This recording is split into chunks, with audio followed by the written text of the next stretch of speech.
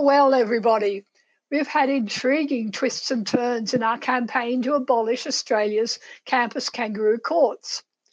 Regular readers will remember that almost a year ago, Queensland Senator Amanda Stoker did a magnificent job grilling bureaucrats from our university regulator about the unfair treatment of students accused of sexual assault on our campuses. The university regulator is known as TEQSA, the Tertiary Education Quality and Standards Agency. This is the agency which is there to tell the universities how to behave. And it's TEQSA which, in effect, instructed our universities to set up the kangaroo courts. So last year, Amanda Stoker had these bureaucrats squirming when she waved in front of them one of their extraordinarily biased documents, all about adjudicating campus rape cases, pointing out that it contained not one word about the rights of the accused.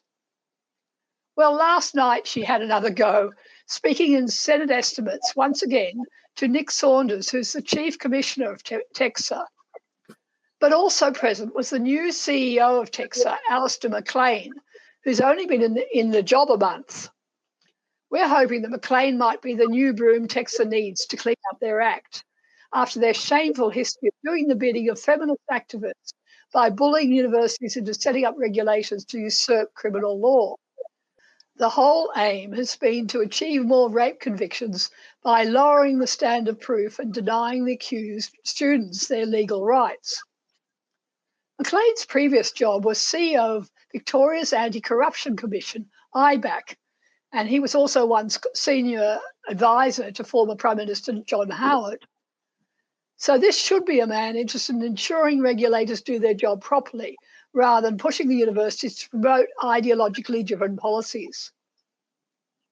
Yesterday, the group of lawyers who are helping with my campaign, we call ourselves Campus Justice, sent McLean a briefing document outlining TEQSA's history in creating the current shameful state of affairs. You'll see that Saunders was clearly not happy to have his new CEO confronted with the truth about TEQSA's meddling. Now watch Stoker in action. Senator Stoker, please. Thank you, Chair, and thank you, Senator Davey. Hello, Professor Saunders. It's lovely to see you again. And can I take Senator. Can I take this opportunity to welcome Mr. McLean to the role? Hope you're settling in well. You've got lots on your plate. In January of 2018, TEQSA released a guidance note on wellbeing and safety as part of the Higher Education Standards Framework 2.3. Now, that's been widely interpreted by universities as an instruction for them to establish regulations to handle matters, in particular in relation to sexual assault on campus. Was that the intention of the guidance note?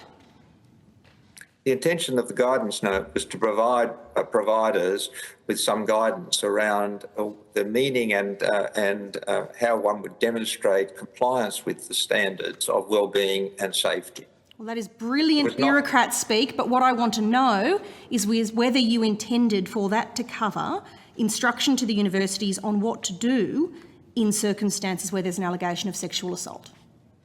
No, of course it wasn't. It was meant, and Senator, I'm not sure what we have.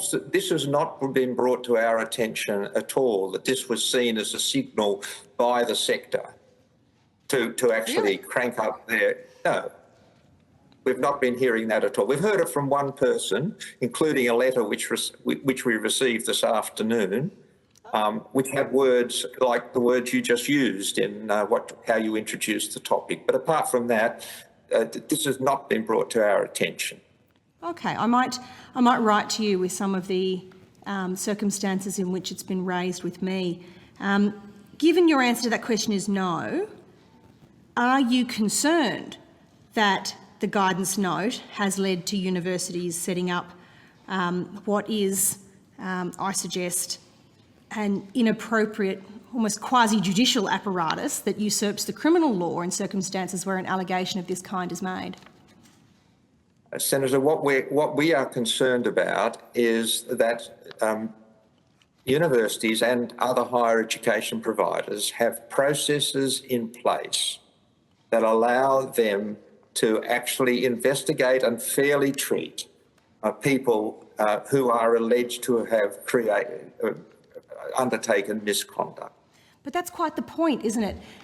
To fairly deal with means that a person accused needs to have the opportunity to avail themselves of the opportunity to, for instance, know the allegation made against them, to use the right to silence, to confront their accuser, all of those sorts of matters that are fundamental to our justice system aren't provided in the university context. It's what you've said there in what was a very political answer, I must say I admire your technique, is precisely the point. Well, we are of the view, Senator, that first of all, higher education providers are not in a position to undertake criminal investigations. Agree. And the nature of their processes should not seek to do that. Excellent. They do have, however, a right to have codes of conduct and rules and regulations around misconduct. And it's those rules and regulations that need to be A, carefully constructed, and B, carefully followed in terms of allegations of misconduct. Is TEQSA doing any work to make sure that in establishing those codes of conduct, fundamental principles of natural justice that we associate with the proper application of the criminal law are not being trampled upon? So, Senator, in cases where we have either had a direct complaint made to us or there has been commentary in the media sufficient to warrant us taking an interest in the matter, we have looked at those codes of conduct. We have looked at the processes for investigating misconduct. And by and large, everything can be improved, but by and large, we have not found systemic evidence of failure to provide due process to students in terms of these matters. Professor Saunders, in light of the conversations we've had in previous estimates, I find that to be absolutely galling. I am going to leave it there out of respect for the Chair's timeline, but can I say that I am very optimistic about the opportunities for improvement in performance on these measures that will occur under our new CEO, and I wish you the very best as you settle into your new role. So Saunders claims they've not found any evidence of failure to provide due process. What a joke. In the Queensland Supreme Court last year, Justice Anne Lyons commented on the inherent unfairness of the campus process. She said, "It would be indeed a startling result if a committee comprised of academics and students who are not required to have any legal training could decide allegations of a most serious kind without any of the protections of the criminal law." Even the appeal judgment acknowledged she was right about the unfairness of the University of Queensland case in question, where the accused student wasn't allowed access to lawyers nor opportunity to cross-examine the complainant, and the decision was made by people with no legal training. It's just not possible TEQSA doesn't know the details of this critical judgment, which unfortunately gave universities the green light to keep running the Kangaroo courts for now.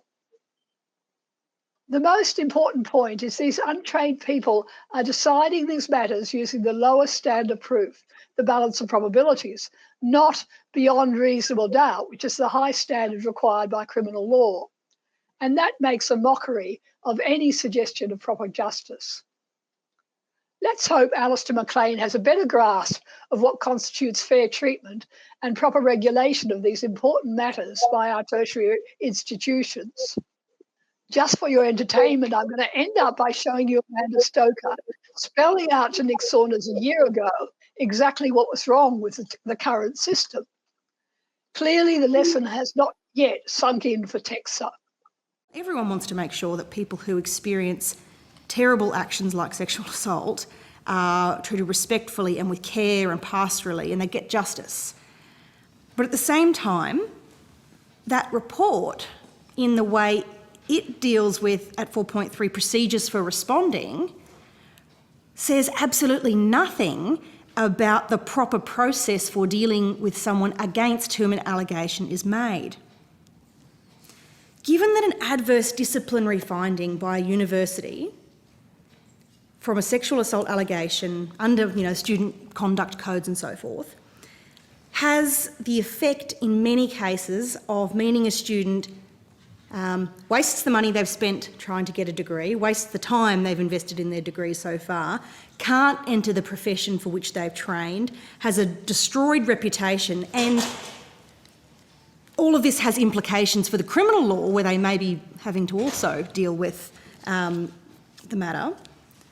A whole lot of penalties a court could never impose.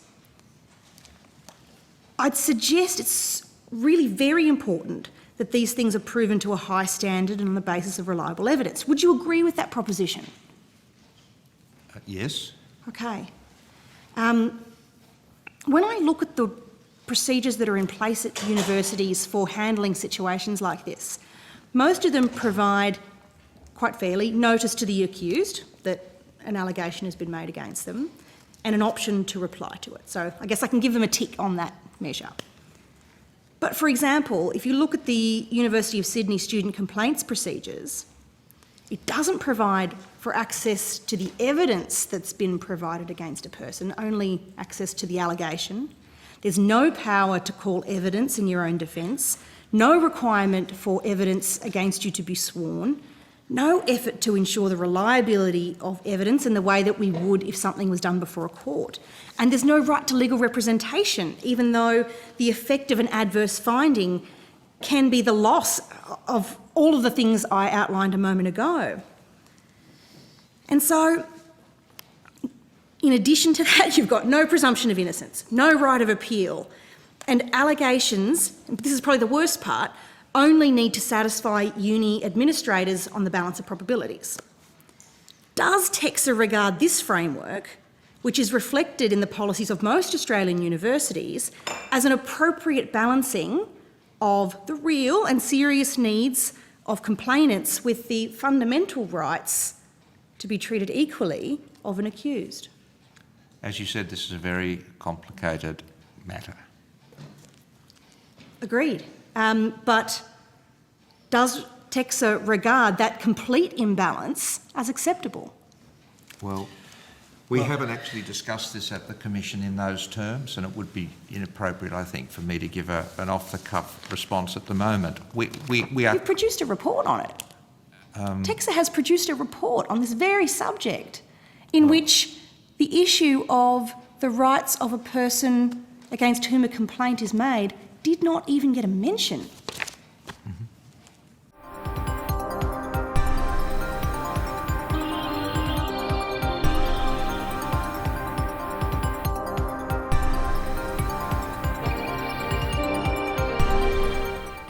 Thanks everybody for supporting me on my YouTube channel. I've got growing numbers of subscribers, which is really exciting. If you'd like to support me financially, go to my donate page on my website. Thanks a lot.